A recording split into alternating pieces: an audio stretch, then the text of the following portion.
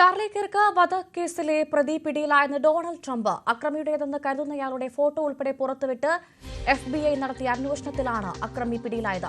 കിർക്കിനെ വെടിവെക്കാൻ ഉപയോഗിച്ച തോക്കും പോലീസ് ഇന്നലെ കണ്ടെടുത്തിരുന്നു.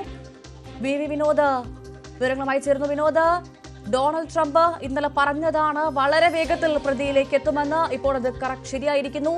ചാർലി കിർക്ക് വധക്കേസിൽ പ്രതി പിടിയിലായിരിക്കുന്നു. ആരാണ് പ്രതി? വിവരങ്ങൾ. അന്വേഷണ സംഘത്തെ വലിയ തോതിൽ വലച്ച ഒരു സംഭവമാണ്.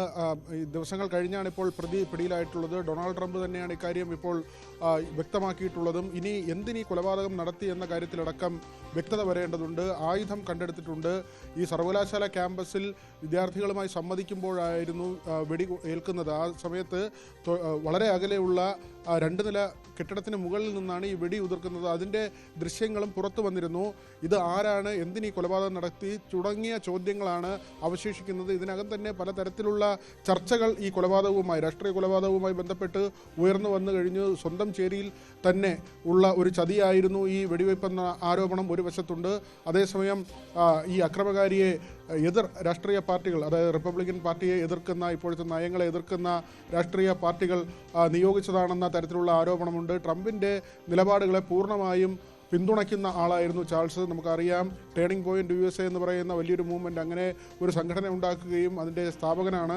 അതിനുശേഷം ഏതാണ്ട് 800ഓളം കോളേജുകളിൽ അതിൻ്റെ പ്രവർത്തനവുമായി ശക്തമായി മുന്നോട്ട് പോവുകയാണ്. സ്വദേശിവൽക്കരണം തന്നെയാണ് ഇതിൻ്റെ പ്രധാനമായ ഒരു അജണ്ട. ഈ ക്രിസ്ത്യൻ വിശ്വാസത്തെ അതിൻ്റെ ഒരു ഉന്നതിയിലേക്ക് കൊണ്ടുപോവുക, ആഭ്യന്തര വിപണി, അങ്ങനെ സ്വതന്ത്ര മാർക്കറ്റ് എന്ന തരത്തിലൊക്കെയുള്ള ചർച്ചകൾ, അത് യുവാക്കൾക്കിടയിൽ വലിയ തോതിൽ വ്യാപകമാക്കാൻ ശ്രമിച്ച ഒരു വ്യക്തിയാണ് ചാൾസ്. മാത്രമല്ല, ട്രംപിന് ശേഷം അമേരിക്കയുടെ പ്രസിഡന്റ് സ്ഥാനത്തേക്ക് വളരെ വേഗത്തിലെത്താൻ സാധ്യതയുണ്ട് എന്ന് രാഷ്ട്രീയ നിരീക്ഷകർ വിലയിരുത്തിയിരുന്ന ഒരു വ്യക്തിത്വം കൂടിയാണ് ഇങ്ങനെ ഈ കൊല്ലപ്പെട്ടു പോകുന്നത്. അതുകൊണ്ട് തന്നെയാണ് വലിയ തോതിലുള്ള ചർച്ചകൾ വരുന്നത്. ഏതായിരുന്നാലും ട്രംപ് ഇപ്പോൾ ഈ കൊലയാളിയെ പിടിച്ചു എന്ന തരത്തിലുള്ള ഒരു വിശദീകരണം നടത്തുന്നു. കൂടുതൽ കാര്യങ്ങൾ വെളിപ്പെടേണ്ടതുണ്ട്. എന്തിനായിരുന്നു ഈ കൊലപാതകം എന്നതടക്കമുള്ള കാര്യങ്ങളിലാണ് വ്യക്തത വരേണ്ടത്. ഭവ്യ.